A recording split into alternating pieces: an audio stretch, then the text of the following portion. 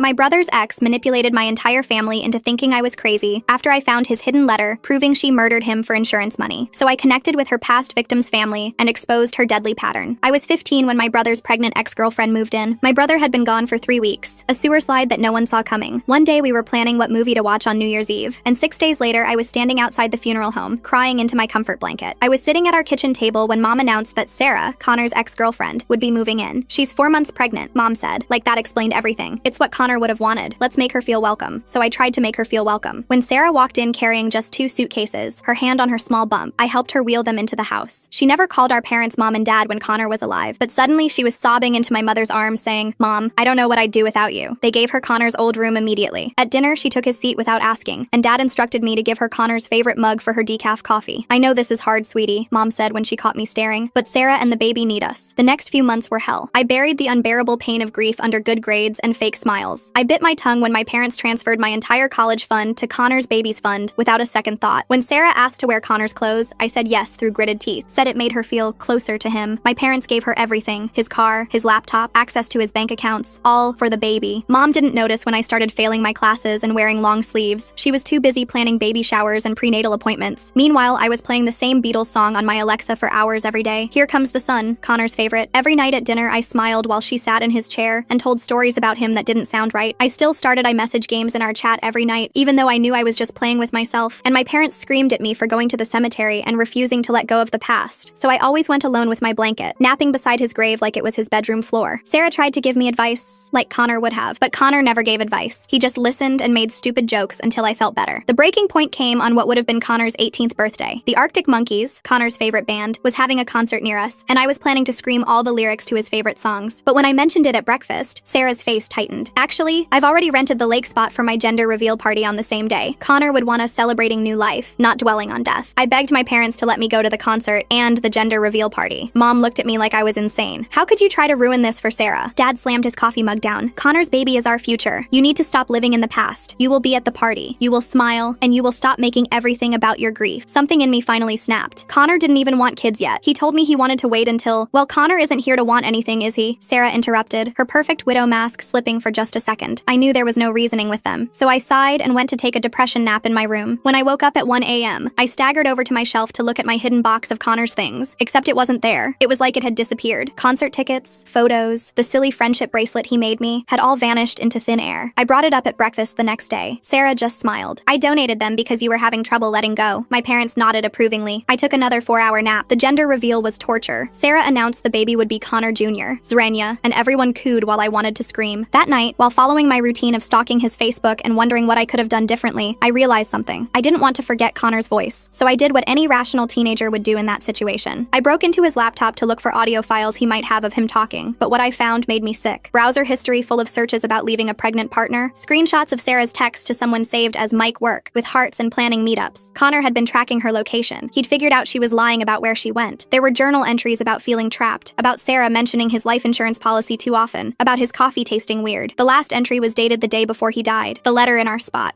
the attic crawl space where we used to hide during Mom and Dad's fights. I waited until 2 a.m. and crept up there, using my phone's flashlight. Behind the loose board where we used to stash candy, there was an envelope with my name on it. "If you're reading this, something happened to me. I need you to know the truth about Sarah and the baby." My hands trembled as I unfolded the letter. Connor's handwriting stared back at me, slightly shaky but unmistakably his. "The baby isn't mine. I overheard Sarah on the phone with Marcus admitting it, and I've been recording her drugging my coffee." The words blurred as tears filled my eyes. I pressed my hand over my mouth to muffle the sob threatening to escape. Connor had known. He'd been trying to protect himself, trying to gather evidence, and somehow it had all gone wrong. Footsteps creaked on the stairs below. I shoved the letter under my mattress just as my bedroom door opened without a knock. Sarah stood there in one of Connor's old hoodies, her hand resting on her bump. "Can't sleep either?" she asked sweetly, but her eyes scanned my room systematically, taking in every detail. The open closet door, the slightly displaced rug where I'd been pacing, the way I sat too stiffly on my bed. She walked in uninvited and sat down next to me, the mattress dipping under her weight. I fought the urge to shift away as she sighed dramatically. "I've been having nightmares about Connor," she said, watching my face carefully. "He told me you two had a special hiding spot where you used to play as kids." My blood turned to ice. The attic. She knew about the attic. I forced myself to shrug casually. "We had lots of hiding spots when we were little. Kid stuff." Her smile didn't reach her eyes. "He was very specific about this one. Said you two would hide there during your parents' fights." Such a sweet memory. My phone buzzed on the nightstand. A text from an unknown number. Sarah's gaze followed mine to the screen, but I grabbed it before she could see. "You should get some sleep," I said, standing up. "Big day tomorrow with your doctor's appointment. She didn't move. You know, grief can make people imagine things, see conspiracies where there aren't any. Your parents are worried about you. I'm fine. Are you? She stood slowly, smoothing down Connor's hoodie. Because they mentioned you've been saying some concerning things about me, about the baby. The threat hung in the air between us. I stayed silent. Sleep well, she said finally, pausing at my door. Oh, and that loose floorboard in your closet? You might want to fix that. Wouldn't want you to trip. After she left, I checked my phone with shaking hands. The text was from Jade, my best friend, using a number I didn't recognize. Got burner phone. My sister Emma saw Sarah at hospital pharmacy buying Ambien with Connor's prescription 2 days before he died. Meet me before school. I barely slept, clutching Connor's letter under my pillow. When morning came, I dragged myself downstairs to find my parents and Sarah already at the breakfast table. Perfect timing, Mom said brightly. We have something to discuss. Dad cleared his throat. Sarah brought to our attention that you've been struggling more than we realized. We've decided family therapy would be beneficial. Starting today, Sarah added, buttering her toast. I've already made the appointment with Dr. Mills. She's wonderful. We were in the same sorority. Of course she was. I have school, I protested. Already cleared it with the principal, Mom said. This is more important. At school, I'd barely made it to my locker when the intercom crackled to life. Please send the following student to the principal's office immediately. My name echoed through the hallway. Other students stared as I walked to the office, my face burning. Principal Johnson sat behind his desk looking concerned, with Ms. Rodriguez, the school counselor, beside him. Have a seat, he said gently. We received a call from your family about some concerning behavior. Ms. Rodriguez will be checking in with you daily from now on. What concerning behavior? I asked. Ms. Rodriguez leaned forward. Your stepmother mentioned you've been fixated on conspiracy theories about your brother's death, making accusations. We want to help you process your grief in a healthy way. Stepmother, the word made me want to scream. She's not my stepmother, I said quietly, and I'm processing fine. They exchanged looks. Daily check-ins, Principal Johnson repeated, non-negotiable. After school, I rushed home to find Sarah in Connor's room. She had his journals spread across the bed, systematically tearing out pages. What are you doing? I lunged for the nearest journal. She grabbed my wrist, her nails digging in hard enough to bruise. These pages might upset your parents. I'm protecting them. Those are Connor's private thoughts. Her grip tightened, and she leaned close enough that I could smell her perfume, something floral and cloying that made my stomach turn. You don't want to make me upset, she hissed. Not in my condition. I yanked my arm away, cradling my bruised wrist. Several torn pages fluttered to the floor, entries about bruises on his arms, about feeling trapped, about Sarah's violence. That evening, my phone lit up with notifications. Sarah had started a group text with our extended family, concerned about our sweet girl's mental health. She's been having delusions about me and making wild accusations. Grief manifests in strange ways. Please be patient with her during this difficult time. Uncle Pete replied immediately. I've noticed her acting strange too. Happy to help get her the help she needs. Aunt Catherine, poor thing, losing Connor has clearly been too much. I wanted to throw my phone across the room. Instead, I opened Connor's Google account on my laptop. I still remembered his password from when he'd asked me to check his email once. His location history was still there. Screenshots flew from my phone to the cloud as I documented Sarah's pharmacy visits, her patterns, her timeline. My fingers moved frantically, knowing she could change the passwords any moment. A message popped up from Marcus's girlfriend, Becca. Hey, weird thing. Sarah just showed up at our apartment demanding to talk to Marcus. He locked himself in the bedroom and won't come out. She was pounding on the door, screaming about needing to get their story straight. Thought you should know. The next day's therapy session was a nightmare. Dr. Mills, a polished woman who looked like she'd stepped out of Sarah's Instagram feed, sat across from us with a sympathetic smile. I understand you've been struggling with some jealousy issues, she said to me. It's natural to feel displaced when a new baby is coming. I'm not jealous, I said flatly. Sarah dabbed at her eyes with a tissue. She's been saying I hurt Connor, that I'm lying about the baby. It's been so hard. Dr. Mills made notes. Delusional thinking can be a symptom of complicated grief. These fantasies about Sarah stem from your inability to accept Connor's choice. I noticed she'd already written something before I'd even spoken. Pulling out my phone, I pretended to check the time but snapped a photo of her notes. Later, zooming in, I'd see she'd twisted everything. An old text to Connor saying I hate her about our English teacher was recorded as being about Sarah. After the session, Sarah created a shared family calendar on everyone's phones. Every minute of my day was scheduled. For your safety, she explained to my parents. So we know where you are if you need help. School, therapy, home, study time, supervised, family dinner, bed by 9 p.m., no deviations allowed. When Jade tried to come over that weekend, Sarah met her at the door. I'm sorry, but she's not allowed visitors right now, Sarah said sweetly. She's been having some mental health challenges, and her therapist thinks socializing with people who enable her fixations would be harmful. Enable what? Jade demanded. My parents appeared behind Sarah. Please respect our family's privacy during this difficult time, Dad said firmly. I watched from my window as Jade left, her face twisted with frustration. My phone buzzed. Another unknown number. Meet me at the old playground on Maple. Midnight. Bring Connor's journal photos. Jay. The next week was suffocating. Ms. Rodriguez dutifully checked on me daily, her concern genuine but misguided. During one session, she mentioned Sarah had called worried about threats I'd allegedly made. I'm mandated to report these concerns, she said gently, but I want to hear your side. I never threatened anyone, I said. She showed me an email from Sarah with screenshots of texts I'd never sent, messages threatening to hurt her and the baby if she didn't leave. They were clearly fabricated, but how could I prove it? That night, I snuck out through my window and met Jade at the abandoned playground. She pulled me into a fierce hug. I believe you, she whispered, about everything. I showed her the photos I'd taken of Connor's journal entries, the bruises on his arms, the dated entries about Sarah's violence. One entry made us both gasp. She threatened to make it look like I hurt her if I try to leave, showed me bruises she gave herself, said no one would believe me. She's done this before. There was a photo paper clipped to the page, Sarah's arms covered in bruises, but the angle was all wrong for someone else to have caused them. This is evidence of blackmail, Jade breathed. We need to document everything. We spent an hour photographing every page, every entry, uploading everything to multiple cloud accounts. Jade gave me one of her burner phones to keep hidden. My mom's friend is a lawyer, she said. We're going to figure this out. Walking home, I felt a tiny spark of hope. Maybe Connor's truth would finally come out. The next morning, Jake, one of Connor's co-workers, pulled me aside at the grocery store. I need to tell you something, he said quietly. The week before Connor died, Sarah came to our work crying about him abusing her, made a huge scene. But after she left, I was in the parking lot on break and saw her in her car. She was laughing, like really laughing, taking selfies. It was weird. Would you tell my parents that? I asked desperately. He shifted uncomfortably. I don't want to get involved with family drama. Please, Connor was your friend. He sighed. I'll think about it. I started noticing patterns in Sarah's behavior. Morning sickness only during arguments. Energy for shopping trips, but too tired to help with chores. The bump that seemed to change sizes depending on what she wore. During family dinner, she pushed her food around, claiming nausea. The baby's been so active today, she said, rubbing her stomach. But when Mom suggested she lie down, Sarah perked up immediately when her phone buzzed. Oh, Marcus is having a crisis. I should call him. You know, for closure. She practically skipped out of the room. Later that week, Marcus's sister reached out through Jade. We met at a coffee shop 2 towns over. My friend's brother died last year, she said quietly. Tom Chen. Similar circumstances. Pregnant girlfriend moved in with his family after. She left town when people started asking questions. My blood ran cold. What was her name? Jennifer Walsh. But Tom mentioned she'd changed it once before. I created an anonymous blog that night, documenting everything. The timeline, the evidence, Connor's journal entries. I posted from the library computer during my supervised study time, clearing the browser history after each session. When Sarah tried to access my social media accounts, 2-factor authentication blocked her. I played dumb when she complained to my parents about technical issues. Maybe the baby brain is making you forget passwords, I suggested innocently. Her mask slipped for just a second, pure rage flashing in her eyes before the sweet smile returned. A few days later, Mrs. Chen from down the street stopped me while I was taking out the trash. I've been meaning to tell someone, she said quietly. That night Connor died. Sarah was at my house, borrowed my car for an emergency around 2 a.m., brought it back 2 hours later with mud on the tires. Thought it was strange. The pieces were falling into place. The Ambien, the borrowed car, the timeline that didn't match Sarah's story. At dinner, Sarah announced she'd scheduled more family therapy. Dr. Mills thinks intensive treatment might be necessary, she said, not looking at me. There's a wonderful facility that specializes in grief-related psychosis. My parents exchanged worried looks. Let's see how the outpatient therapy goes first, Mom said carefully. Sarah's hand went to her stomach. I just worry about the stress affecting the baby. Connor would want his child to grow up in a peaceful environment. I bit my tongue so hard I tasted blood. Connor's child, the baby that wasn't even his. That night, I heard Sarah on the phone in Connor's room, her voice low and urgent. The kid knows something. No, I can't just leave yet. The insurance money. I know what we agreed, but this family has more than, don't threaten me. I pressed my ear against the wall, trying to hear more, but she must have moved away from the wall. The next morning, I woke to find my bruised wrist photographed and documented in a medical file on the kitchen table. Evidence of self-harm, Sarah explained sadly to my parents. Dr. Mills says it's escalating. I pulled up my sleeve. The bruises were clearly finger marks, but the photos were taken at an angle that made them look self-inflicted. She grabbed me, I protested, when I tried to save Connor's journals. Sweetheart, Mom said gently. Sarah showed us the security footage from the hallway. You were alone when you went into Connor's room. What security footage? We don't have cameras inside, Dad sighed. The new system Sarah installed, for safety. I felt the walls closing in. She was rewriting reality, and everyone believed her version. But Connor's letter was still hidden under my mattress. His truth was still there, waiting. And somewhere out there, Tom Chen's family had their own questions about a woman who might have been Jennifer Walsh before she became Sarah. The battle for Connor's truth was just beginning. I recognized Sarah's pattern immediately. Public concern, private threats, isolation tactics, exactly what Connor's journal had described. The realization made my skin crawl as I watched her performance at breakfast, dabbing at fake tears while explaining to my parents how worried she was about my deteriorating mental state. Emma, the hospital nurse who was Jade's sister, texted me during lunch period. She'd checked the pharmacy records and confirmed Sarah had picked up Connor's Ambien prescription the day he died. Security footage showed her leaving with a full bottle, enough to kill someone if mixed with alcohol. The timestamp matched perfectly with Mrs. Chen's account of Sarah borrowing her car that night. Sarah must have sensed the walls closing in because her next move was calculated. She showed up at Jade's mother's house with a box of homemade cookies and tears streaming down her face. Jade watched from her bedroom window as Sarah tried to convince her mother that I was having a mental breakdown, that Jade was enabling dangerous delusions. But Jade had already warned her mother about Sarah's manipulation tactics. Her mother politely but firmly told Sarah that she trusted her daughter's judgment and asked her to leave. That small victory gave me hope, but I knew I needed to protect the evidence. I carefully removed Connor's letter from under my mattress and photographed every word with Jade's burner phone. The original went into a tampon box in my bathroom, the one place Sarah wouldn't search. I uploaded the photos to 3 different cloud accounts, each with different passwords, then cleared the phone's history. My parents decided to take me to the police station for what they called a wellness check. They explained to the officer that they were concerned about my mental health, that I'd been making accusations about Sarah. The officer listened listened patiently, but explained that without evidence of immediate danger to myself or others, there was nothing he could do. I sat there silently, knowing that speaking up would only make me look more unstable. Connor's gaming friend Derek had been following my anonymous blog. He sent a private message offering to share chat logs from Connor's final days. Connor had confided in him about feeling scared, about Sarah's mood swings, about finding bruises on his arms he couldn't explain. Derek had screenshots of everything, including Connor's message the night before he died saying he was going to leave Sarah and stay with a friend. Marcus's sister showed me something that made my blood run cold. She'd found Sarah's old social media profiles under the name Jennifer Walsh. The photos were definitely her, just with different colored hair. There were posts about her boyfriend Tom, photos of them together, and then suddenly nothing. The account went dark right around the time Tom died from an accidental OD. She also had a newspaper clipping about Tom's death. The article mentioned he'd recently increased his life insurance policy and that his girlfriend was pregnant. Sound familiar? The parallels were too obvious to ignore. Same substances, same circumstances, same pattern of moving in with the grieving family. When my parents confronted me about the blog posts that were starting to circulate among Connor's friends, I stayed calm. I showed them one specific entry from Connor's journal where he wrote about being scared, about Sarah mentioning his life insurance policy during arguments, about feeling like he couldn't leave. Dad's face changed as he read Connor's familiar handwriting describing his fear. Sarah's response was swift. She announced she was moving up the wedding to my father. She claimed it would honor Connor's memory and provide stability for the baby. The ceremony would be small, family only, in just 2 weeks. Once she had legal rights as Dad's wife, she'd have access to everything: the house, the bank accounts, the life insurance policies on our entire family. Jake finally worked up the courage to tell my parents what he'd witnessed. He described Sarah's performance at Connor's workplace, how she'd sobbed about abuse in front of everyone, then laughed and took selfies in her car afterward. He showed them security footage from the parking lot that backed up his story. Mom's face went pale as she watched Sarah's transformation from victim to victor in the span of minutes. Sarah's mask started slipping more frequently. When I refused to be in the wedding party, she cornered me in the hallway and snarled that no one had believed Connor either. The words escaped before she could stop them, an admission that she'd done this before. She quickly covered by claiming she meant no one believed Connor about wanting to wait to have kids, but we both knew what she'd really meant. Mom began asking questions. Why did Sarah need access to Connor's life insurance so urgently? Why was she pushing for such a quick wedding? Why did her stories about Connor keep changing? She pulled me aside one evening and asked about my concerns. For the first time in months, she actually listened. Marcus finally agreed to meet with me. He was terrified of Sarah but knew he needed to tell the truth. He revealed that Sarah had admitted during their affair that she was already pregnant when she met Connor. She'd targeted him specifically because she knew about his family's money, about the life insurance policy his parents had taken out. Marcus had text messages proving everything, including Sarah begging him to run away with her the night before Connor died. Dad started paying attention to details he'd previously ignored. Sarah's stories about Connor didn't match the son he'd known for 17 years. Connor supposedly told her things he'd never mentioned to his family, had opinions that contradicted everything Dad knew about him. The more Dad thought about it, the less sense it made. Security footage from our neighbor's doorbell camera became the smoking GN. It showed Sarah leaving our house at 2 a.m. the night Connor died, just as Mrs. Chen had said. She returned at 4 a.m., plenty of time to have driven to Connor's apartment and back. Her alibi that she'd been asleep in the guest room all night was completely destroyed. Jade risked being grounded to maintain our communication. She snuck me a second burner phone when the first one's battery started dying, kept copies of all the evidence on flash drives hidden around her room, and coordinated with the growing network of people who were starting to see through Sarah's lies. Mrs. Chen offered to let me study at her house in the afternoons. It became my safe haven where I could meet with allies, plan our next moves, and work on documenting the truth without Sarah's surveillance. Mrs. Chen had never liked Sarah, had always found her tears too convenient and her grief too performative. Despite having numerous opportunities to plant false evidence or manipulate the situation in my favor, I refused. I wanted Connor's truth to come out, but I wanted it to come out honestly. Every piece of evidence was real, every witness statement genuine. I wouldn't stoop to Sarah's level of deception. During one family dinner, Sarah contradicted herself about the last time she'd seen Connor. First she said it was the morning he died, then changed it to 2 days before, then back to that morning. My parents exchanged worried glances across the table. The cracks in her story were becoming impossible to ignore. Marcus agreed to meet me secretly at a diner 3 towns over. He was shaking as he told me everything. Sarah had been with him the night before Connor died, begging him to leave town with her. She'd said Connor was getting suspicious, that her plan was falling apart. She'd cried about being trapped, about needing money to start over. Marcus had refused to help her, and she'd left in a rage. Sarah's carefully maintained image began cracking in public. Jake, Mrs. Chen, and Emma started comparing notes at the grocery store, their hushed conversations drawing attention. Other neighbors mentioned strange things they'd noticed. Sarah taking long phone calls in her car, meeting with unknown men at odd hours, the way she'd smile when she thought no one was looking. A clear pattern emerged through everyone's observations. Sarah targeted young men with life insurance policies and families with money. She claimed abuse when questioned, used pregnancy to gain sympathy, and always positioned herself as the victim. The same story, different families, different names. Jade's family offered to pay for a lawyer consultation. Her mother had become invested in helping after Sarah's attempted manipulation. The lawyer listened to our evidence and said that while criminal charges would be difficult without more proof, the family could certainly take civil action to protect their assets. My anonymous blog gained traction among Connor's friends. They started sharing their own strange encounters with Sarah, how she'd pumped them for information about Connor's finances, messages, how she'd tried to isolate him from his support system, how different Connor had seemed in his final weeks. The comment section became a repository of small details that painted a damning picture. When confronted about timeline inconsistencies during dinner, Sarah lost control for just a moment. She blurted out that Connor was going to leave her with nothing, then quickly blamed it on pregnancy hormones. But the damage was done. My parents heard the anger in her voice, saw the calculation in her eyes. My parents finally apologized for not listening to me sooner. Mom admitted she'd suspected something was off, but wanted so badly to believe in the baby, in having a piece of Connor still with them. She'd chosen the comfortable lie over the difficult truth, and now she was seeing the cost of that choice. Sarah realized she was losing control. I watched from my window as she paced in the backyard, making frantic phone calls to unknown numbers. She started packing valuable items from around the house into boxes in her room. Connor's watch, Mom's jewelry that had been put away for safekeeping, electronics that could be easily sold. Marcus's sister confirmed what we'd suspected. Tom Chen was her friend's brother, and the pattern was identical. Same substances, same staged sewer slide, same pregnant girlfriend who disappeared when questions got too uncomfortable. 2 deaths, 2 families destroyed, and Sarah had almost gotten away with it twice. I warned Marcus that he might be Sarah's next target if she couldn't salvage her current situation. He agreed to record any conversations with her going forward. Within days, she called him crying, begging for help, saying the family had turned against her. He recorded everything, including her admission that she needed money to disappear. Connor's friends created a group chat to share evidence. Jake's security footage, Emma's pharmacy records, Mrs. Chen's testimony, Derek's chat logs. It all painted a picture of a woman who had systematically planned Connor's murder. The timeline was damning when laid out sequentially. Sarah's attempts to turn the family against me backfired spectacularly. My parents discovered she'd been intercepting mail, hiding bills, and rerouting Connor's mail to a P.O. box she controlled. She'd been slowly draining his accounts, small amounts that wouldn't trigger alerts but added up over time. The real smoking GN came when Dad found Connor's sewer slide note in Sarah's jewelry box. She'd forgotten to destroy it, probably keeping it as insurance. But the handwriting was wrong. It used phrases from Connor's journals but lacked his natural flow. Dad knew his son's handwriting better than anyone, and this wasn't it. Extended family members started reaching out to apologize. Uncle Pete admitted Sarah had been feeding him lies about my mental health for months, playing on his concern to build a network of people who would support her version of events. He felt sick when he realized how he'd been manipulated. Tom's family had hired a private investigator after his death. They shared the report with us, and the similarities were undeniable. Same pattern of isolation, same financial exploitation, same convenient sewer slide after increasing life insurance. The investigator had tracked Jennifer Walsh's movements after Tom's death. She'd disappeared for 6 months before emerging as Sarah. Sarah's wedding planning became increasingly desperate. She needed legal rights before the truth fully emerged. She booked venues, ordered flowers, sent invitations, all while maintaining the facade of the grieving girlfriend honoring Connor's memory. But her rush to lock down legal status was transparent. During wedding dress shopping, Mom saw Sarah's true nature emerge. When the sales clerk made a minor mistake, Sarah erupted in rage, making a scene about incompetent service and threatening to destroy the shop's reputation online. The mask had slipped completely, revealing the calculating predator beneath. I realized the full scope of Sarah's plan. If she married Dad, she'd have access to everything. The house, the bank accounts, the life insurance policies on our entire family. We'd all become potential targets. The woman who'd called twice wouldn't hesitate to call again if it meant financial gain. Instead of confronting Sarah with aggression, I presented the evidence to my parents calmly and methodically. I let the facts speak for themselves. The timeline, the witnesses, the documentation. There was no emotion in my presentation, just truth laid bare. It was more powerful than any accusation. One by one, family members began refusing to attend the rushed wedding. They cited concerns about timing, the need to honor Connor's memory properly, discomfort with the circumstances. Sarah watched her carefully constructed plan crumble as her support system evaporated. The documented evidence became undeniable. Sarah's own words in recorded conversations with Marcus damned her. She'd admitted to choosing Connor because his family had money, and he was weak enough to control. She'd laughed about how easy it was to manipulate grieving families. She'd bragged about her previous success with Tom. My parents told Sarah the wedding was postponed indefinitely. She maintained her sweet facade, but I saw rage flash in her eyes. She knew the game was almost over, but she wasn't giving up yet. Predators like Sarah always had one more move to play. Sarah made a last desperate manipulation attempt. She claimed she was having complications with the pregnancy, needed immediate financial help for medical care. She produced fake hospital bills, staged phone calls with doctors, even wore a larger prosthetic bump to seem further along. Dad asked for proof of the pregnancy complications, real documentation from real doctors. Sarah stalled, made excuses, claimed the hospital was slow with paperwork, but she couldn't produce anything because there were no complications with a pregnancy that didn't exist with Connor's child. Then Sarah's ex-boyfriend from before Connor showed up at our house. He demanded she return the money she'd stolen from him, revealed he was the baby's actual father. He had paternity test results, bank statements showing the theft, proof that Sarah had been planning this con for over a year. The family rallied around me for the first time since Connor's death. Mom apologized for choosing the comfortable lie over the difficult truth about Connor. She'd wanted so badly to believe in the baby, in having a piece of her son still with them, that she'd ignored every red flag. Tom's mother reached out directly. She offered to share their investigation files, promised to support any legal action we chose to take. She'd been waiting 2 years for another family to see through the woman who'd culled her son. Finally, she had allies in seeking justice. I presented the complete timeline to a family meeting. 2 victims, Same method, same exploitation of grieving families. The pattern was undeniable when laid out clearly. Sarah had refined her technique with each victim, but the core elements remained consistent. Marcus provided the final piece of evidence, a recording of Sarah admitting she'd chosen Connor because his family had money, and he was weak enough to control. She'd laughed about how easy it was to manipulate grieving families, how profitable tragedy could be if you played it right. Mrs. Chen testified to our family that Sarah had specifically asked to borrow her car to visit Connor that night, claiming she needed to talk to him about the baby. The car was returned hours later with mud on the tires from the dirt road leading to Connor's apartment complex. Mrs. Chen had kept quiet out of respect for our grieving family, but now she understood the significance of that detail. The complete evidence file painted a devastating picture. Sarah's pattern stretched back at least 2 years, with 2 confirmed deaths, and Marcus as a potential third victim if her current plan had failed. The methodology was consistent: target vulnerable young men with financial assets, claim pregnancy, exploit grieving families, then disappear when questions arose. Connor's USB drive was exactly where his letter said it would be, hidden in the spare tire compartment of his car. The files contained audio recordings of Sarah drugging his coffee, photos of bruises she'd inflicted on him, and a detailed timeline of her abuse. He'd been building a case to protect himself, documenting everything meticulously. The final recording was dated the night before he died, Sarah's voice clear as she threatened to claim he'd assaulted her if he tried to leave. Our family gathered in the living room for what would be the final confrontation. Dad served Sarah a formal eviction notice with Uncle Pete standing as witness. The document gave her 24 hours to vacate the premises. Sarah's face cycled through emotions: shock, rage, then calculated tears as she tried one last manipulation. She pulled out her phone, threatening to call the police and claim Dad had assaulted her. Her fingers hovered over the emergency number as she described the story she'd tell, how he'd grabbed her, pushed her, threatened the baby, the same tactics she'd used on Connor and Tom. My phone chose that exact moment to die. The recording of Sarah's confession to Marcus was on it, the one piece of evidence that could immediately disprove her claims. The family wavered, uncertainty creeping back in as Sarah's tears intensified. She clutched her stomach, wailing about stress on the baby, about Connor's family turning against his child. Mom stepped forward, her face set with determination. She pointed at Sarah's midsection where the pregnancy bump had mysteriously vanished since yesterday. The prosthetic padding Sarah had been wearing was gone, forgotten in her panic. The supposedly 7-month pregnant woman had a completely flat stomach. While the family argued about next steps, I slipped out the back door and ran to Jade's house. My legs burned as I sprinted through familiar streets, knowing every second counted. Jade met me at the door with her laptop already open, the cloud backup of evidence ready. Her mother was on the phone with Tom's family, coordinating the final pieces. Tom's mother had been waiting for this moment. She sent our entire family email list a comprehensive file, the private investigator's report documenting Sarah's identity changes, financial records showing Tom's drained accounts, witness statements from his friends about Sarah's behavior before his death. The evidence was overwhelming and undeniable. Sarah returned from the police station 2 hours later to find our entire family assembled in the living room, plus Tom's mother who'd driven 3 hours to be there. The room was silent as she walked in, her confidence faltering as she recognized the woman whose son she'd culled. Each person presented their evidence methodically. Jake showed the security footage of her laughing after her performance at Connor's work. Emma presented the pharmacy records and timeline of the Ambien purchase. Marcus's recorded confession played from multiple phones simultaneously, his voice shaking as he described Sarah's manipulation. Mrs. Chen detailed the borrowed car, the timeline that placed Sarah at Connor's apartment when he died. The final revelation came from Tom's mother. Sarah hadn't just culled Tom for his insurance money. She'd only received a partial payout because the insurance company had been suspicious of the circumstances. She'd needed another victim, another family to exploit, which led her to Connor. The pattern would have continued with Marcus or someone else if we hadn't stopped her. Connor's friend who worked at a law firm arrived with a document that changed everything. Connor had updated his will a week before his death, leaving everything to me instead of Sarah. He'd known something might happen, had taken steps to protect his assets from her. The document was properly witnessed and notarized, completely legal and binding. The choice fell to me: pursue criminal charges that would mean a long, traumatic trial, or let Sarah leave with the promise that we had enough evidence to bury her if she ever contacted our family again. I looked at my parents' exhausted faces, at Tom's mother who'd been fighting this battle for 2 years, at all the people who'd risked their relationships to help expose the truth. I chose to document everything with the police, but asked them to prioritize our family's healing over a prolonged legal battle. The detective took our statements, collected the evidence, and assured us they'd be investigating both deaths. Tom's case would be reopened with this new information. Justice might be slow, but it would come. Sarah packed her belongings under the watchful eyes of our entire family. She tried one final manipulation, claiming she really was pregnant and we were throwing out a pregnant woman. No one even responded. The boy who cried wolf had exhausted all credibility. Her tears were met with stony silence. When she attempted to take Connor's laptop, claiming it contained photos of their relationship, Dad physically stepped between her and Connor's room. He pulled out his phone, ready to call the police himself if she didn't leave immediately. Sarah's mask finally dropped completely, her face twisting with rage. She turned to Mom, trying to appeal to maternal instinct, sobbing about being alone and pregnant. Mom stood firm beside Dad, their united front unshakable. Even Mom, who'd wanted so desperately to believe in Connor's baby, saw through the manipulation now. The evidence was too overwhelming, the lies too numerous. The police arrived to escort Sarah off the property after she refused to leave voluntarily. 2 officers stood by as she loaded her car, ensuring she only took her personal belongings. They served her with a no-contact order, her. If she came within 500 feet of any family member, she'd be arrested immediately. As her car pulled away, Sarah's true nature showed through the driver's window. She looked directly at me, her expression cold and calculating. Her lips moved clearly enough for me to read them. Connor was weak, just like you. Then she was gone, taillights disappearing down the street. Our family immediately changed every lock in the house, updated all security codes, and installed a comprehensive camera system. We created a safety plan in case Sarah attempted to return for revenge. The security company noted our address for priority response. We weren't taking any chances. The next weeks were a blur of activity. I started seeing a legitimate grief counselor, one with no connection to Sarah or her network. The therapist helped me process not just Connor's death, but the months of psychological torture that followed. Slowly, I began to separate my grief for my brother from the trauma Sarah had inflicted. Connor's real last message was in a hidden file on the USB drive, a video recorded the week before he died, showing his bruised arms and exhausted face. But his message was clear and strong. He looked directly into the camera and spoke to me, telling me to trust myself, that I was stronger than I knew. He'd known I'd be the one to find the truth. 6 months later, our family gathered at the lake Connor had loved. This time, it was for a proper memorial, not Sarah's twisted gender reveal. His real friends were there, the ones who'd helped expose the truth. Tom's family stood with us, two families united by tragedy, but also by justice. I spoke about the real Connor, the brother who made stupid jokes when I was sad, who listened without judging, who hid candy in our secret spot during our parents' fights. Not the false version Sarah had created, but the person we'd actually lost. The grief was still there, would always be there, but it was clean now, not poisoned by lies. Sarah faced investigation in both deaths. The detective called periodically with updates. They'd found more evidence, other families who'd had suspicious encounters with her under different names. The investigation was expanding, but I tried not to focus on it. Justice was important, but healing was more important. My college fund was restored from Connor's estate. The money Sarah had manipulated from my parents was slowly recovered through insurance claims and legal processes. It wouldn't bring Connor back, but at least his final wishes were being honored. He'd wanted me to go to college, to have the future he wouldn't get to see. The house felt different now. Connor's room remained closed most days, but sometimes I'd go in and sit with his things. The journals Sarah hadn't managed to destroy, his gaming setup, the silly friendship bracelet I'd found hidden in his desk drawer. The pain of missing him was constant, but no longer complicated by doubt or manipulation. I returned to school with my head held high. The whispers about my mental health crisis faded as the truth spread through the community. Mrs. Rodriguez apologized for not seeing through Sarah's lies, for letting the system be used against me. Principal Johnson removed all the documentation Sarah had submitted from my record. Jade remained my fiercest ally through everything. Her family had essentially adopted me during the worst months, providing safe harbor when my own home became a battlefield. Our friendship had been tested by Sarah's manipulations, but emerged stronger. She'd believed me when no one else would. The extended family slowly rebuilt trust. Uncle Pete became one of my strongest supporters, furious at how he'd been manipulated into enabling Sarah's abuse. Aunt Catherine sent long letters apologizing for not questioning Sarah's narrative. The family WhatsApp group, once poisoned by Sarah's lies, became a source of support again. Marcus struggled with guilt over his role in everything. He'd been another of Sarah's victims, manipulated and used, but he still felt responsible for not speaking up sooner. He started attending the same grief support group, working through his own trauma. His testimony had been crucial in exposing Sarah, and I made sure he knew how grateful we were. Jake from Connor's work became a regular visitor. He'd carry guilt too about not speaking up when Connor was alive, but I reminded him that Sarah had fooled everyone. He shared stories about Connor at work, funny moments and inside jokes I'd never heard. It helped to know Connor had been happy sometimes, even near the end. Mrs. Chen adopted me as an honorary grandchild. She'd check on me daily, bringing food and sitting quietly when words weren't needed. Her house remained a refuge, a place where I could exist without the weight of everything that had happened. She'd lost her husband young and understood grief in a way that didn't require explanation. The blog I'd created to document evidence transformed into something different. Other families reached out, sharing their own experiences with people like Sarah, not for publicity or attention, but for connection and validation. We created a private support network, sharing resources and warning signs. If we could prevent even one family from experiencing what we had, Connor's death wouldn't be entirely meaningless. Mom and Dad slowly rebuilt their relationship with me. The guilt they carried for not believing me, for enabling Sarah's abuse, was immense. Family therapy, with a legitimate therapist this time, helped us navigate the complicated emotions. They'd been victims too, manipulated by a master predator, but that didn't erase the harm caused by their disbelief. Connor's birthday came and went. This time, I attended the Arctic Monkeys concert as planned, screaming the lyrics to his favorite songs. Jade came with me, and we ugly cried through the entire set list. It wasn't the celebration I'd originally planned with Connor, but it honored him in a way Sarah's gender reveal never could have. The investigation into Sarah continued in the background. Detective Morrison called occasionally with updates. They'd connected her to at least 3 suspicious deaths across different states. She'd been doing this for years, perfecting her technique with each victim. The full scope might never be known, but at least she'd been stopped. I graduated high school with honors, my grades recovering once the psychological warfare ended. The college acceptance letters felt bittersweet. Connor should have been helping me choose, teasing me about my safety schools. Instead, I made the decision with his memory as my guide, choosing the engineering program he'd always said I'd excel in. The night before I left for college, I visited Connor's grave one last time, not with my comfort blanket and depression naps, but standing strong. I told him about everything, how we'd exposed Sarah, how the family had healed, how his preparation had saved us all. I promised promised to live the life he'd wanted for me, to be happy despite the grief. Tom's mother sent a final message as I packed for college. Sarah had been arrested in another state under yet another name, caught in the middle of targeting a new victim. This time, she wouldn't escape justice. The combined evidence from our families and others she'd targeted would ensure she never destroyed another family. My dorm room felt strange at first, too quiet without the constant chaos of the past year. But as I unpacked, I found Connor's friendship bracelet tucked into my suitcase with a note from Mom. She'd saved it from the box Sarah had tried to donate, keeping it safe until I was ready. I wore it every day after that, a reminder of the brother who'd loved me enough to protect me even after death. The other students had no idea about my story, and I preferred it that way. I wasn't the girl whose brother died, or the teen who'd fought a psychopath. I was just another freshman figuring out college life. The anonymity felt like freedom after months of being watched and judged. Late at night, when the grief hit hardest, I'd replay Connor's video message. His faith in my strength had been justified. I'd fought for his truth when everyone doubted me, exposed a killer when the world believed her tears. He'd known I could do it, had trusted me with his final secret. That trust had saved our family. The truth had finally surfaced, just as Connor knew it would.